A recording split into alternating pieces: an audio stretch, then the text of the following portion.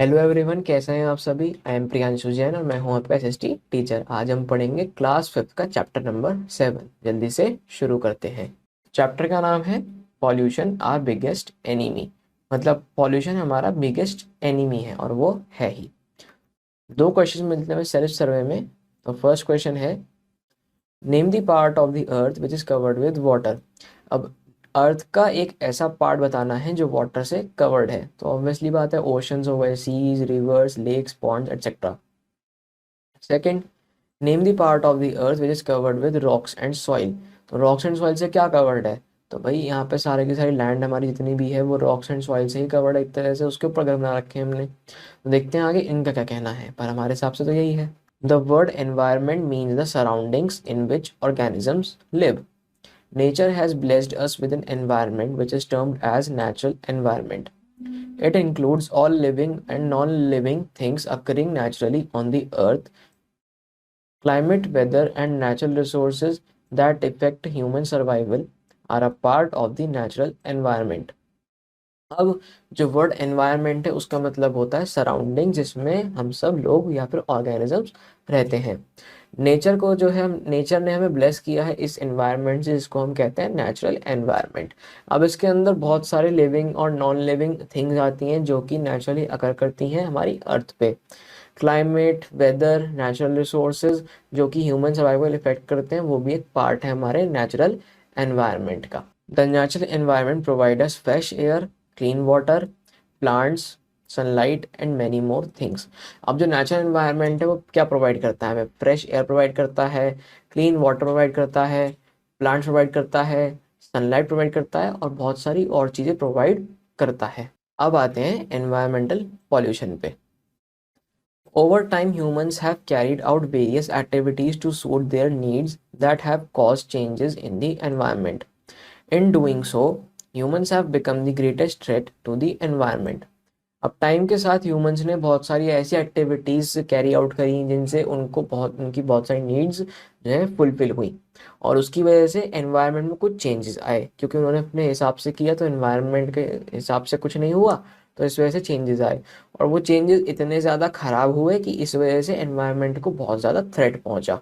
Environmental pollution means the introduction of contaminants in the natural environment that cause harm or discomfort to human or other living organisms.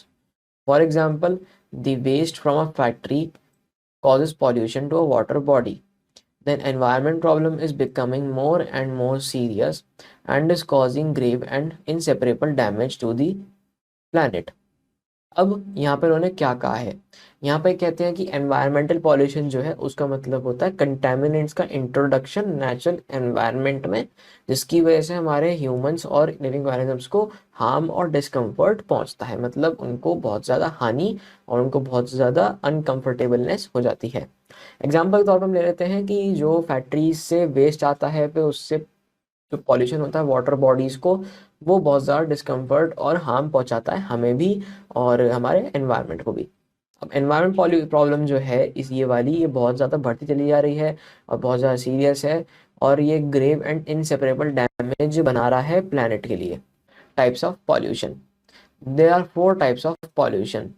Air, water, soil, noise. ये 4 pollution ऐसे हैं जो कि बहुत ज़्यादा harm पहुंचाते हैं अलग अलग तरीक़ों से हमारी अर्थ को। बातें हैं पहले एयर पॉल्यूशन पे।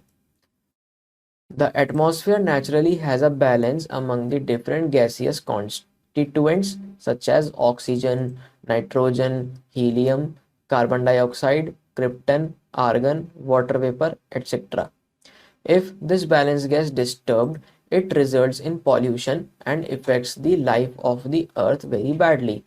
अब जो हमारा एटमॉस्फेयर है वो नेचुरली एक बैलेंस बना कर रखता है डिफरेंट डिफरेंट गैसियस कॉन्स्टिट्यूएंट्स का। जैसे कि ऑक्सीजन हो गई, जो कितनी है हमारी धरती पे, कितनी है बताइए? वो हमारी धरती पे है टोटली 21% अराउंड अबाउट है ये। उसके बाद नाइट्रोजन, ये अराउंड अबाउट 78% करीब है। फिर हीलियम आती है, ये बहुत कम है। कार्बन डाइऑक्साइड ये 0.03% थी, लेकिन अब धीरे धीरे बढ़ती जा रही है। बाकी क्रिप्टन और ये हीलियम, आर्गन, ये छोटे छोटे टुकड़ों में है, इनको ज़्यादा हम ध्यान नहीं देते। फिर आते हैं वाटर वेपर पे, ये भी हमारे उसमें एटमॉस्फेयर में होता है और बहुत सारी और चीज़ें भी होती हैं। If this balance gets disturbed, it results in pollution and affects the life on the earth very badly. अब अगर ये बैलेंस डिस्टर्ब हो जाता है तो इसका रिजल्ट होगा पॉल्यूशन और इफेक्ट जो होगी हमारी लाइफ की अर्थ की वो बहुत ज़्यादा बैड होगी।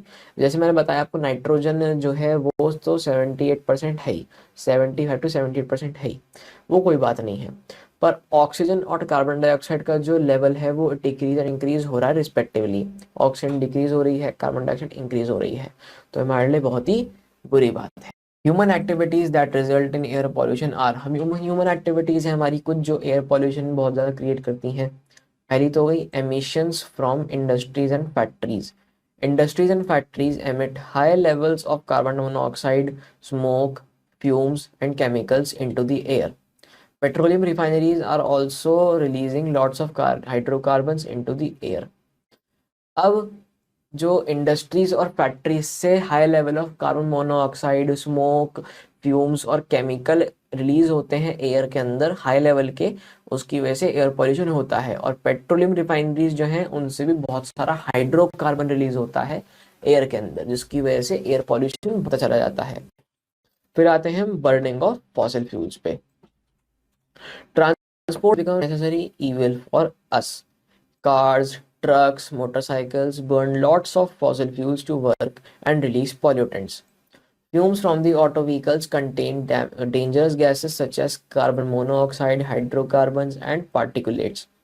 These cause great harm to the people who breathe them. अब ट्रांसपोर्ट जो है वो एक नेसेसरी ईविल बन चुका है हम सबके लिए, हमें कहीं ना कहीं जाना ही पड़ता है, घर से बाहर निकलना ही पड़ता है। कार्स हो गई, ट्रक्स, मोटरसाइकिल्स, ये सब बहुत ज़्यादा फॉसिल फ्यूल्स बर्न करते हैं ताकि हम अपना काम कर सकें, और इनकी वजह से पॉल्यूटेंट्स रिलीज होते हैं। फ्यूम्स जो निकलते हैं ऑटो व्हीकल्स से, उनके अंदर बहुत सारे डेंजरस गैसेस होती हैं, जैसे कि कार्बन मोनोऑक्साइड हो गई, हाइड्रोकार्बन्स हो गए और पार्टिकुलेट्स हो गए। ये सब जो है ग्रेट हार्म पहुंचाती हैं लोगों को, जिनको जो उन्हें ब्रीथ करते हैं। सपोज मैं अपनी कार चला रहा हूँ, तो मैंने जब अपनी कार चलाई तो पीछे साइलेंसर से पॉल्यूटेंट्स बहुत ज़्यादा रिलीज हुए, तो उन पॉल्यूटेंट्स को किसी ने पीछे से जो है ब्रीथ किया। कोई स्कूटी चला रहा है, अब वो उसी पॉल्यूटेंट्स को ब्रीथ कर रहा है, तो उसे बहुत ज़्यादा हार्म पहुंचेगा। Household and farming chemicals. Household cleaning products and painting supplies, spraying insecticides and pesticides on crops and fertilizer dust emit harmful chemicals into the air and cause pollution. अब हाउस होल्ड और farming chemicals, house hold cleaning products जो है या फिर painting supplies जो हो गए आपके, फिर स्प्रेइंग इंसेक्टिसाइड्स हो गए और पेस्टिसाइड्स हो गए, क्रॉप्स के ऊपर डाले जाते हैं सारे की सारी चीज़ें ताकि हम उन्हें फर्टिलाइज कर पाएँ। फर्टिलाइजर डालते हैं हम ताकि हम, और डस्ट एमिट करते हैं उसके ऊपर फर्टिलाइज़र की, जिससे कि उसके अंदर जो है फर्टिलाइजर अच्छे से फर्टिलाइज हो जाए, इंसेक्ट्स ना पड़े। पर इस सब चीज़ों से जो हार्म होता है वो नहीं दिखता है हमें। इसकी वजह से बहुत ज़्यादा एयर पॉल्यूशन भी होता है। जब आप स्प्रे कर रहे होंगे तो स्प्रे का कुछ पार्ट जो है एयर के अंदर भी जाता है, ऐसा नहीं है कि सारा का सारा नीचे ही आ रहा है। तो जब वो मिक्स होता है तो वो और एयर को पॉल्यूट करता है, तो इससे एयर पॉल्यूशन होता है। और सर आप कहोगे कि सर ये तो हार्मफुल चीज़ है, ये तो हमारी, हम इस पे स्प्रे कर रहे हैं तो ये तो ख़राब हो जानी चाहिए। तो हाँ बिल्कुल ऐसा है, भले ही इस पे हम स्प्रे कर रहे हो इंसेक्ट्स मारने के लिए, पर इसकी वजह से इसको भी बहुत नुकसान पहुंचता है हमारी क्रॉप्स को, एंड क्रॉप्स के साथ साथ हमारी सॉइल को बहुत नुकसान पहुंचता है। इसकी फर्टिलिटी धीरे धीरे कम होती जाती है। Effects of air pollution. Acid rain destroys leaves of plants and kills animals, fish and other wildlife. अब एसिड रेन जो है उसकी वजह से जो प्लांट्स की लीफ है और एनिमल्स जो हैं उन सबको ये मार देती है, फिश को मार देती है और अदर वाइल्ड लाइफ को भी बहुत नुकसान पहुंचाती है। Respiratory and heart disease are usually caused by air pollution. For example, majority of children in Delhi are presently suffering from pneumonia and asthma due to heavy air pollution. अब respiratory और heart disease जो है वो usually cause होते हैं air pollution की वजह से। एयर पॉल्यूशन से कैसे होता है सर? तो जब आप सांस ले रहे हो तो आपको बहुत ज़्यादा पॉल्यूटेंट्स आपके अंदर जा रहे हैं, जिसकी वजह से आपको सांस लेने में दिक्कत होती है, तो उसकी वजह से आपको रेस्पिरेटरी प्रॉब्लम हो जाती है। आप कहोगे सर ये बात तो ठीक है, पर हार्ट तो ब्लड पंप करता है। तो बेटा जब अंदर जाती है हवा, तो उस हवा कनेक्शन होता है हमारे हार्ट से। जब हवा मिलती है हमारे अंदर लंग्स में, तो उस हवा के थ्रू हमारा जो खाना होता है वो पचता है। खाना पचाने में हमारा ब्लड फ्लो होता है। जब वो ब्लड उस हवा के अंदर के पॉल्यूटेंट्स को लेके जाएगा तो हमारी जो नसें हैं अंदर की, आप कहते हो ना कि हार्ट की नस जो है ब्लॉक हो गई, ऐसे करके बोलते हो, तो वो इन सब चीज़ों से होती है। और इस चक्कर में बहुत सारे बच्चे जो हैं दिल्ली के, वो प्रेजेंटली सफ़र कर रहे हैं निमोनिया से और एस्थमा से, क्योंकि बहुत ज़्यादा एयर पॉल्यूशन है, हेवी एयर पॉल्यूशन है। सॉल्यूशन टू एयर पॉल्यूशन, यहाँ पे लिखे हैं कुछ सॉल्यूशंस जो एयर पॉल्यूशन के हैं, जो आपको अपनी आगे वाली लाइफ में अपनाने ज़रूर हैं ताकि एक आप अच्छी लाइफ जी पाओ। Use public mode of transport, adopt carpooling. अब यहाँ पे दो चीज़ें दे रखी है हमें एक साथ, आपको public mode of transport use करना है, जैसे कि बसेस हो गई, ट्रेन हो गई, ये सब चीज़ें, ये आपको सस्ती भी पड़ती हैं और आपको जो है ये एयर पॉल्यूशन से भी बचाएंगी। ऐसा नहीं है कि इनसे एयर पॉल्यूशन नहीं होता, पर इनसे कम होगा। आप 70 पीपल हो, अगर आप 70 के 70 लोग 70 गाड़ियों जाओगे तो कितना एयर पॉल्यूशन होगा। आप 70 लोग एक बस में बैठ के जाओ, कम पॉल्यूशन होगा। इसमें दूसरी बात बता रखी है, अडॉप्ट कारपूलिंग। कारपूलिंग क्या होती है सर, कार में स्विमिंग नहीं। कारपूलिंग का मतलब है कि अगर सपोज आप और मैं हैं, मैंने कैब बुक करी है, यहाँ से दिल्ली जाने के लिए, और दिल्ली आपको भी जाना है, तो आप अलग से कैब बुक करोगे। पर ऐसा नहीं करना, आप हम लोग शेयरिंग कर लेंगे। आप आधे पैसे मैं दूंगा, आधे पैसे आप दोगे, और इसे बोलते हैं कारपूलिंग। आप लोग साथ जाओगे एक कैब में। आपने सुना भी होगा, ऊबर एक ऐप है, उसके अंदर ऊबर पूल और ऊबर एक्स ऐसे होता है। तो ऊबर एक्स तो हो गया कि आप अकेले जा रहे हो, ऊबर पूल हो गया कि आप उसमें एक साथ जा रहे हो, सब मिलके, जिनको जहाँ जाना है रास्ते में उतरते रहेंगे, जिसको जहाँ पे उतरना होगा। अब आते हैं conserve energy. Switch off fans and lights when not in use. अब आपको बिजली बचानी है, जब भी आपका फैन और लाइट का यूज ना हो तब आपको उन्हें नहीं जलाना है। अब जैसे मुझे गर्मी नहीं लग रही तो मैंने फैन ऑन नहीं कर रखा, पर यहाँ बैठ के मैं आपको पढ़ा रहा हूँ तो मुझे लाइट चाहिए होगी, मुझे एक कंप्यूटर सेटअप चाहिए होगा, तो उसके लिए बहुत सारी चीज़ें चाहिए होंगी मेरे को। तो जो मेरे यूज में होगा मैं सिर्फ उसे ही चलाऊंगा, nothing more nothing less. Third, use clean energy like solar, wind and geothermal energy. अब हमें क्लीन एनर्जी यूज करनी चाहिए जो बिल्कुल साफ हो, जिसकी वजह से पॉल्यूशन ना हो, जैसे कि सोलर एनर्जी। इससे बिल्कुल पॉल्यूशन नहीं होता, हाँ, लेकिन इससे हमारी यूवी रेस की वजह से हमारे धरती को नुकसान पहुंचता है। पर अगर हम सोलर एनर्जी का सही इस्तेमाल करें तो हम अपने फॉसिल फ्यूल बचा सकते हैं और एक क्लीन एनर्जी रिसोर्स बना सकते हैं। विंड हम यूज कर सकते हैं, कैसे? विंड मिल्स आते हैं, उनसे हम बिजली बनाते हैं, पर अभी वो सब जगह एक्टिव नहीं है, धीरे धीरे हो जाएगा। फिर जियोथर्मल एनर्जी होती है। जियोथर्मल एनर्जी क्या होती है ये हम आपको आगे पढ़ाएंगे क्योंकि बड़ा टॉपिक है। Plant as many trees as you can and recycle and reuse things. अब जितने ट्रीज हो सके आप उतने ट्रीज प्लांट करो, और अपनी जितनी भी चीज़ें हैं आप कोशिश करो कि उनका आपको रिसाइकिल करवाओ, रिसाइकिल करवाने के बाद उन्हें रीयूज भी करो। सपोज की प्लास्टिक बॉटल है, आप उसे उसमें से पानी पी के फेंको मत उसे, या तो उसे दोबारा भर लो या फिर उसे रिसाइकलिंग के लिए दे दो, ताकि वो दोबारा नई बॉटल और नया पानी के साथ आपके पास आए। Use advance technologies to minimize the release of harmful gases from the industries. अब एडवांस टेक्नोलॉजी हमें यूज़ करनी चाहिए ताकि हम हार्मफुल गैसेस का मिनिमाइजेशन कर पाए इंडस्ट्रीज़ में। अब बहुत पुराने टाइम से जो है कुछ इंडस्ट्रीज़ में पुरानी मशीन यूज़ होती हैं, जिसकी वजह से उसमें से बहुत सारा स्मोक निकलता है।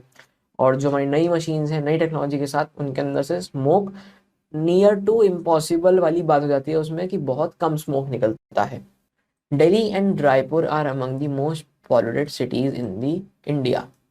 हमारे देश में दिल्ली और रायपुर ऐसी दो जगह हैं जहाँ पे सबसे ज़्यादा पॉल्यूशन पाया जाता है। पॉल्यूशन रेट कैसे नापते हैं? डीपीआई से। अगर आपका डीपीआई रेट बहुत ज़्यादा है मतलब पॉल्यूशन बहुत ज़्यादा है। अभी हाल ही में दिल्ली का था डीपीआई 731 है, 735 कुछ। Water pollution. Water is an important resource for all living beings. However, the world's oceans, lakes, rivers, and streams have long been used to get rid of water.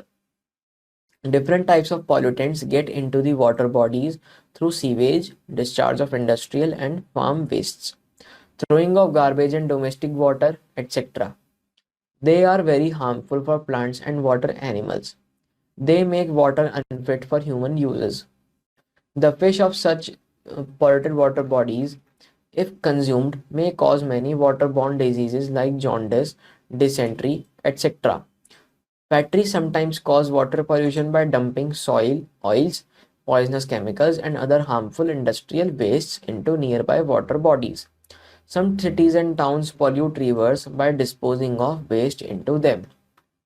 अब यहाँ पे क्या बात करी गई है, वाटर पॉल्यूशन में बताया गया है वाटर एक बहुत ही इंपॉर्टेंट रिसोर्स है सभी लिविंग बीइंग के लिए।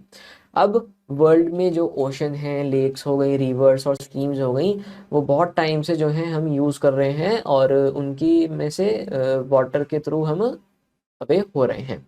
इसका मतलब है कि बहुत टाइम से जो है हम वाटर से गेट रीड होने की कोशिश हो रही है, क्योंकि वाटर जो है बहुत ज़्यादा पॉल्यूट हो रहा है। डिफरेंट टाइप्स ऑफ पॉल्यूटेंट जिसके अंदर हम डालते जा रहे हैं और वाटर बॉडीज़ के अंदर और सीवेज के थ्रू डिस्चार्ज हो रहा है, इंडस्ट्रियल और फार्म वेस्ट के थ्रू, फिर गार्बेज हम थ्रो करते हैं और डोमेस्टिक वाटर में डालते हैं और बहुत सारी और चीज़ें। डोमेस्टिक वाटर क्या होता है सर? डोमेस्टिक वाटर होता है जो आपके घर में यूज़ हुआ पानी होता है, उसको आप नाली में बहा देते हो। अब उस पानी को आप अलग तरीके से यूज़ करके फिर बहाया करो। सपोज आपने जो है वो लगा रखा है, आरओ लगवा रखा है, रिवर्स ऑस्मोसिस। तो उसके अंदर से जब पानी बाहर आता है, एक तो उसके अंदर दो जगह से पानी आता है, एक तो जो आप पानी पीते हो और एक जो पानी उसके अंदर से मिनरल्स बाहर निकलता है जो आप नहीं पी सकते। तो उस पानी को आप कपड़े धोने में, बर्तन धोने में यूज़ कर सकते हो। इसे बोलते हैं डोमेस्टिक वाटर का sustainable use. They are very harmful for plants and water animals. अब ये सब चीज़ें जो है बहुत ज़्यादा हार्मफुल हैं, जो कि water animals and water plants होते हैं उनके लिए। अब ये लोग जो है वाटर अनफिट बनाते हैं हम ह्यूमन के यूज़ के लिए। यहाँ की फिश जो है वो इस वाटर बॉडीज में रहती हैं जो कि पॉल्यूटेड वाटर बॉडीज हैं, और अगर उन्हें ये पानी कंज्यूम किया तो वाटर बॉर्न डिजीज हो सकता है उन्हें, जैसे कि जॉन्डिस, डिसेंट्री एटसेट्रा। हमें भी हो सकता है ये सब चीज़ें, और मुझे भी हुआ है अभी हाल फिलहाल में। तो मैंने यही करा था कि मैंने साफ पानी पीना शुरू किया था एकदम ध्यान रख के। Factory sometimes cause water pollution by dumping oils, poisonous chemicals. और यहाँ पे जितना मैं पढ़ा था इसको ढंग से समझते हैं। फैक्ट्रीज काफ़ी बार ऐसा करती हैं कि वाटर पॉल्यूशन वो करती हैं बाय डंपिंग ऑयल्स, मतलब पानी के अंदर उन्होंने अपना वो जो खराब ऑयल होता है सारा का सारा वो छोड़ दिया। पॉइजनस केमिकल्स उन्होंने छोड़ देते हैं, और अदर हार्मफुल इंडस्ट्रियल वेस्ट होते हैं जो कि नियर बाय वाटर बॉडीज में छोड़ देते हैं। आप देखोगे जितना भी डिस्पोजल होता है फैक्ट्रीज का वो नियरली वाटर बॉडीज के अंदर ही होता है। कुछ सिटीज और टाउन ऐसे हैं जो रिवर्स को पॉल्यूट करते हैं by disposing waste into them, उसके अंदर वो वेस्ट डाल देते हैं। अब वाटर पॉल्यूशन का इफेक्ट क्या है? वाटर पॉल्यूशन से क्या होता है? डेथ ऑफ एक्वेटिक एनिमल्स जैसे कि fish, crabs, birds and seagulls, dolphin etcetera. Water pollution की वजह से एक्वेटिक एनिमल्स जो हैं, जो एनिमल्स हमारे पानी में रहते हैं, उनकी डेथ हो जाती है, जैसे कि fish, crabs, birds, seagulls, dolphins, बहुत सारे और हैं। Spread of disease such as cholera, typhoid, jaundice, gastroenteritis. अब डिजीज बहुत सारे स्प्रेड होते हैं, जैसे कि कॉलरा, ये जैसे मुझे हुआ था, फिर टाइफाइड, ये नहीं हुआ, जॉन्डिस हो चुका है मेरे को, एंड फिर ये गैस्ट्रोएंटेराइटिस है, ये गैस की प्रॉब्लम होती है कुछ, उसकी वजह से बहुत ज़्यादा दिक्कत हो जाती है। तो ये सब आपको हो सकता है। Destruction of ecosystems. अब अलग अलग टाइप के इकोसिस्टम होते हैं और उनका डिस्ट्रक्शन हो सकता है। अब कौन कौन से होते हैं? एक तो हो गया आपका हाइड्रोस्फीयर हो गया, मतलब आपका जो पानी का पूरा इकोसिस्टम है। फिर आपका एटमॉस्फेयर हो गया जो आपका पूरा का पूरा हवा का सिस्टम है। एंड लिथोस्फीयर जो आपका पूरा लैंड का सिस्टम है। तो ये सब इकोसिस्टम डिस्ट्रॉय हो सकते हैं, धीरे धीरे हो ही रहे हैं। Prevention of water pollution. Upgrade out of date और under capacity sewage treatment plants. अब जितने भी आउट ऑफ डेट या फिर एक्सपायर्ड सीवेज ट्रीटमेंट प्लांट्स हैं, या फिर जिनकी कैपेसिटी नहीं है इतनी कि वो इतना सीवेज हैंडल कर पाएं, उनको अपग्रेड करना चाहिए। Reduce use of pesticides and insecticides in agriculture. अब एग्रीकल्चर के अंदर हमें क्या रिड्यूस करना है? पेस्टिसाइड्स और इंसेक्टिसाइड्स का हमें यूज रिड्यूस करना है। Treat waste water completely before releasing it into water bodies. अब वो जितना भी वेस्ट वाटर है उसको कंप्लीटली हमें ट्रीट करना है, उसे ऐसा करना है कि जिससे वाटर बॉडीज को नुकसान ना पहुंचे जब हम उस पानी को उसमें रिलीज करें। Keep the cattle away from the water bodies, Pond's and reverse. अब कैटल जो है उसको हमें वाटर बॉडीज से दूर रखना है। वाटर बॉडीज कौन सी? पॉन्ड्स और रिवर्स से। Never throw rubbish into water bodies. कभी भी वाटर बॉडीज में हमें गार्बेज नहीं थ्रो करना, रबिश नहीं फेंकना। Noise pollution. Noise pollution is caused by any sound that is beyond our comfort level. It affects not only human beings but birds and animals also. It degrades the quality of environment and hurts all living beings. Motor vehicles, example cars, buses, bikes, trucks, etc., are the leading sources of noise pollution. अब यहाँ पे हमसे क्या कहा गया है कि noise pollution किस लिए कैसे कॉज होता है। नॉइस पॉल्यूशन कॉज होता है किसी भी ऐसे साउंड से जो कि हमारे कंफर्ट लेवल से ऊपर है या फिर हमारे कंफर्ट लेवल को सुहाता नहीं है। जैसे कि अब हमने देखा यहाँ पे कि मोटर व्हीकल्स जैसे कि कार्स, बाइक्स, बस, ट्रक्स हो गए, इनकी आवाज़ बहुत तेज़ होती है, इनका हॉर्न बहुत तेज़ होता है या फिर लाउड स्पीकर लगे हुए हैं। इनसे बहुत ज़्यादा क्वालिटी डिग्रेड होती है हमारे एनवायरनमेंट की, और हमारे ये ह्यूमन बींग्स और लिविंग बींग्स को बहुत ज़्यादा इफेक्ट करता है। इफेक्ट कैसे करता है, हमारे कानों पे जोर आता है, और कानों के थ्रू जब आवाज़ बहुत तेज होती है तो एक पाइप होता है, उसके थ्रू बाकी जो एक्स्ट्रा आवाज़ होती है हमारा कान हमारे यहाँ पहुँचा देता है अंदर। तो उसकी वजह से यहाँ पे हमारे हार्ट पे, लंग्स पे बहुत जोर पड़ता है, तो उसकी वजह से हमारी बॉडी में बहुत से प्रॉब्लम्स आ जाती हैं। It can also be caused by light and heavy machines, construction work, loud speakers, TV and music systems. It can lead to irritation, hearing loss, sleep disturbance, etc. Animals are also affected by noise pollution. For example, dog become restless when firecrackers burst on the festival Diwali. अब हम इसमें मैंने आपको बताया अभी कि ये construction work, machine, loud speaker और टीवी की वजह से बहुत ज़्यादा नॉइज़ पोल्यूशन होता है।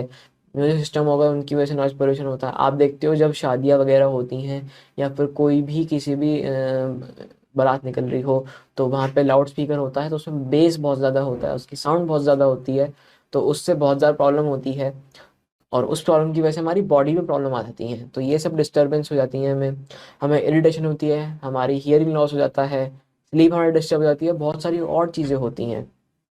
एनिमल्स को बहुत ज़्यादा इफेक्ट पहुंचता है नॉइज पॉल्यूशन से। जैसे कि दिवाली पे पटाखे फोड़ेंगे आप या फिर फोड़ोगे, जैसे भी होगा, तो उसमें आप देखोगे जब आप डॉग के पास कोई पटाखा फोड़ोगे तो वो बिल्कुल रेस्टलेस हो जाता है, वो एकदम भिन्ना जाता है कि पता नहीं क्या हो गया। तो बहुत ज़्यादा प्रॉब्लम होती है डॉग्स को भी फेस्टिवल, दिवाली फेस्टिवल में पटाखों से। Effects of noise pollution. The effects of noise pollution include hearing loss, sleep disturbance, speech interference, and reduced productivity of work done.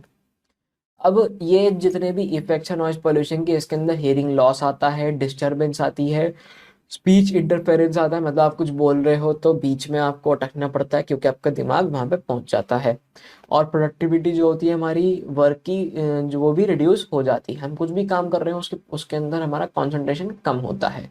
Some behavioral effects are irritation, nervousness, feeling of fear and fatigue, and decrease in work efficiency. अब कुछ behavioural effects कौन से हैं? Behavioural effects जो हमें दिखने को मिलते हैं कि हाँ इसको कुछ हो रहा है। तो इरिटेशन हो गई, वो चिड़चिड़ा हो रहा है, नर्वसनेस है, उस बहुत ज़्यादा नर्वसनेस है, उसे वो ढंग से बोल नहीं पा रहा है, ना कुछ अपनी बात समझा पा रहा है ढंग से वो। फिर उसको डर लग रहा है और वो जो है बेहोश हो जाता है बहुत बार, और उसकी वर्क एफिशिएंसी भी डिक्रीज हो जाती है, किसकी? इंसान की, फिर किसी भी एनिमल वगैरह की। Solutions of noise pollution. अब नॉइस पॉल्यूशन कंट्रोल कैसे करें? Encourage construction of sound proof rooms for noise machines. अब हमें एनकरेज करना है साउंड प्रूफ रूम्स का, ताकि नॉइज मशीन्स जो हैं उनकी आवाज़ ना हो। Ban the use of horns with jarring sounds, noisy trucks and motorcycles having damage silencers. अब हमें इन सब चीज़ों का बैन करना है, जैसे कि हॉर्न्स जिनकी जारिंग साउंड है, मतलब बहुत तेज साउंड है, या फिर ऐसी साउंड है जिससे हमारे ईयर्स को बहुत ज़्यादा ठेस पहुंचती है। फिर है नॉइजी ट्रक्स. नॉइजी ट्रक्स हो गया कि जिनकी हॉर्न बहुत तेज़ है, या फिर जिनके इंजन से या फिर साइलेंसर से आवाज़ आ रही है बहुत ज़्यादा, और मोटरसाइकिल जिनका साइलेंसर डैमेज हो रखा है। अब इसके बाद आते हैं अपने शिफ्ट एयरपोर्ट्स पे. Shift airports, noisy industries and bus terminals far from the living places. अब शिफ्ट एयरपोर्ट्स, नॉइजी इंडस्ट्रीज और बस टर्मिनल्स हैं जो कि हमारे घर से दूर होनी चाहिए, ऐसे हमें बनाने होते हैं क्योंकि इनसे भी बहुत नॉइस आती है. Grow vegetation along roads and in residential areas as trees absorb sound. अब हमें जितनी भी वेजिटेशन है वो हमें रोड्स के अलॉन्ग करनी है, और जो है हमारे रेजिडेंशियल एरियाज जो हैं और जो ट्रीज वो सब जो हैं इन सब के पास होने चाहिए, जो जो ट्रीज हैं वो साउंड को एब्जॉर्ब करते हैं. Ban use of loud speakers eight public places and in residential areas. अब पब्लिक प्लेसेस पर, रेजिडेंशियल एरियाज पर लाउड स्पीकर्स का यूज होना बैन होना चाहिए क्योंकि इसकी वजह से पॉल्यूशन होता है. फिर आते हैं सॉइल पॉल्यूशन पे. Soil pollution.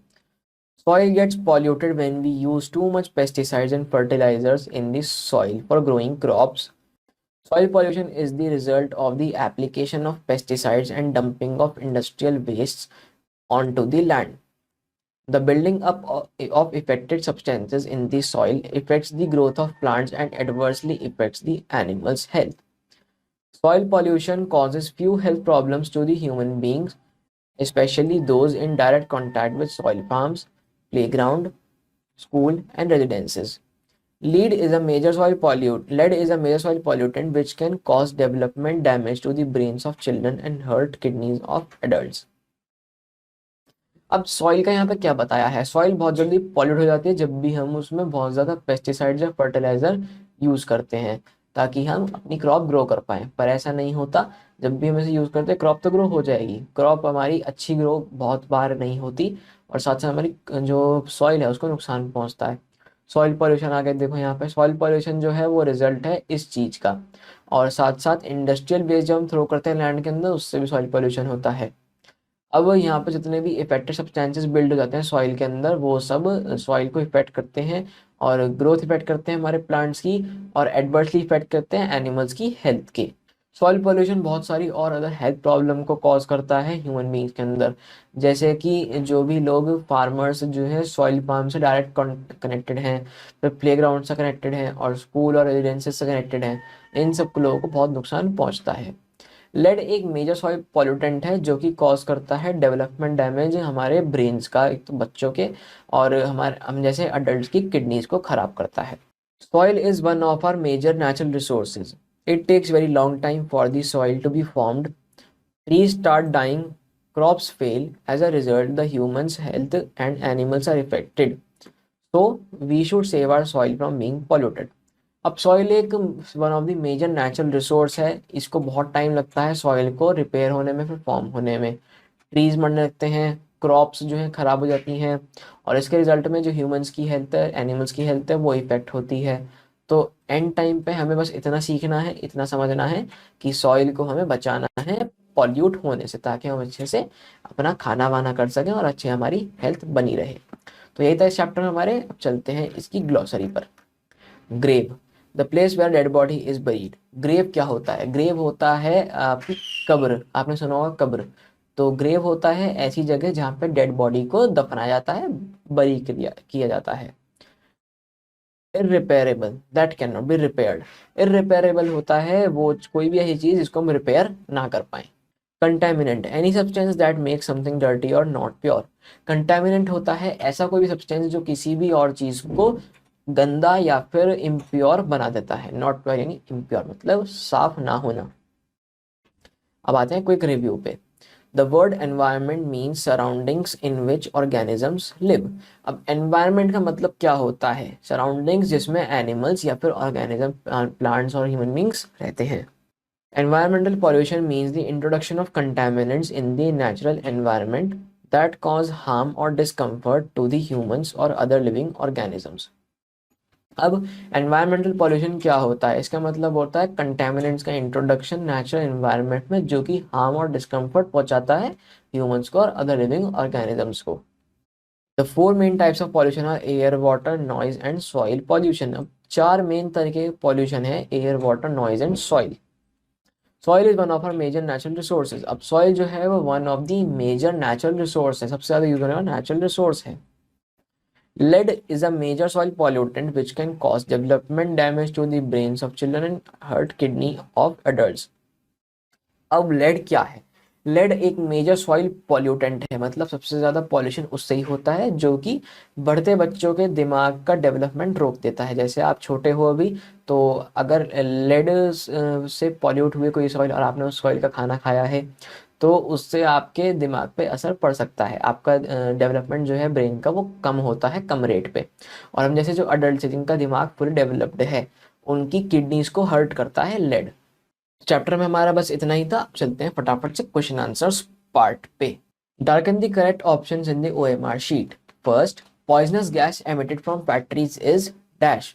तो अब जो फैक्ट्रीज से पॉइजनस गैस एमिट होती है वो कौन सी है? Carbon monoxide. Option B is the correct answer.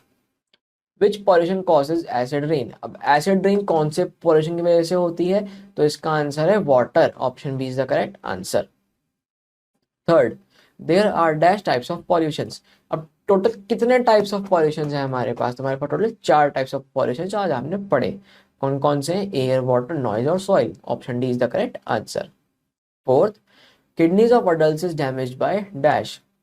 अभी हमने पढ़ा है किडनी जो है अडल्ट की वो किससे डैमेज होती है, लेड से, और लेड किसको डैमेज करता है, सॉइल को। तो यहाँ पे आंसर है option D, soil pollution. Engines of auto vehicles release dash. अब ऑटो व्हीकल्स के इंजन्स क्या रिलीज करते हैं, तो इसका आंसर है carbon monoxide, option C. Choose the correct word from the box and fill in the blanks. तो first यहाँ पे दिया हुआ है हमें, environmental pollution means the introduction of dash in the natural environment. अब एनवायरमेंटल पॉल्यूशन मतलब क्या होता है कि हम कंटेमिनेंट्स का इंट्रोडक्शन करवा रहे हैं नेचुरल एनवायरनमेंट में। कंटेमिनेंट्स क्या होते हैं, ऐसा कोई भी सामान जिसकी वजह से हमारा एनवायरनमेंट इफेक्ट हो, ये हो गया कंटेमिनेंट्स। यहाँ पे छोटा छोटा लिखा है तो राइटिंग खराब है, पर आप बिल्कुल साफ लिखोगे। Second, dash pollution is caused by any sound which is beyond our comfort level, है जो कि किसी भी साउंड से होता है जो हमारे कंफर्ट लेवल से बढ़कर होती है, हटके होती है, तो वो होता है noise pollution. Third, the natural environment provide us fresh air and dash. अब जो नेचुरल एनवायरनमेंट है वो हमें क्या क्या प्रोवाइड करता है, एक तो फ्रेश एयर और एक fresh water. Fourth, soil is one of our major natural dash. अब सॉइल एक हमारा मेजर नेचुरल क्या है, resource. Fifth, typhoid is cause due to dash. अब टाइफाइड किसकी वजह से होता है, वाटर पॉल्यूशन की वजह से, वाटर पॉल्यूशन। अब आते हैं write T for true and F for false statements पे। First, human activities cause air pollution. आज भी human activities air pollution cause करती हैं। Second, jaundice is a waterborne disease.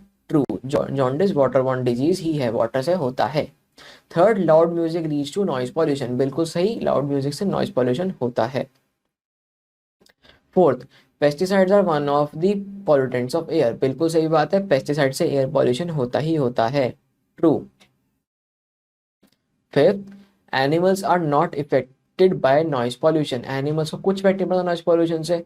तो वो जो कुत्ता था वो पागल था कि वो पटाखे डर गया, तो पटाखे से होता है नॉइज पॉल्यूशन, तो इसकी वजह से एनिमल्स को इफेक्ट पड़ता है, तो ये है फॉल्स। बात है मैच द फॉलोइंग पे।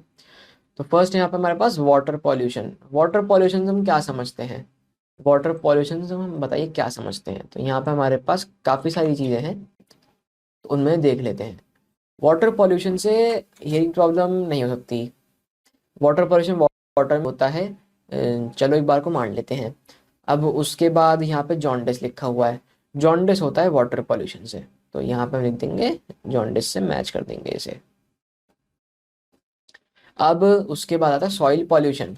सॉइल पॉल्यूशन किससे होता है, सॉइल पॉल्यूशन होता है पेस्टिसाइड से, तो यहाँ पे आ जाएगा टू। और इससे मुझे याद आया कि मैंने यहाँ पे आपको एक चीज़ लिखवा दी है थोड़ी सी रॉन्ग, तो I am sorry for that. ये जो है ये ट्रू नहीं होगा, यहाँ पे ये फॉल्स होगा, तो यहाँ पे लिख लेते हैं फॉल्स। पेस्टिसाइड सॉइल पॉल्यूशन होगा, वो फर्टिलाइजर की वजह से हमें एयर पॉल्यूशन जो है मिलता है। अब आते हैं थर्ड पे, नॉइज पॉल्यूशन। नॉइज पॉल्यूशन से हेयरिंग प्रॉब्लम होती है, ये है थर्ड। फिर रीयूज, रीयूज रीयूज हम किसको करेंगे, नॉइज पॉल्यूशन को, नॉइज पॉल्यूशन को रीयूज करेंगे हम। सर क्या बात कर रहे हो, रीयूज करेंगे हम वाटर को, वाटर को रिसाइकिल करेंगे, रीयूज करेंगे, और वाटर का जो हमारा क्या कहते हैं हम, वाटर का कंटेमिनेशन, वाटर कंटेमिनेशन रिड्यूस हो सकते हैं। 3 शब्द होते हैं, रिड्यूस, रीयूज एंड रिसाइकिल। तो वाटर जो हमारा कंटेमिनेशन है उसे रिड्यूस करेंगे, वाटर को रीयूज करेंगे और वाटर को रिसाइकिल करेंगे, तो यहाँ पे आ जाएगा फोर्थ।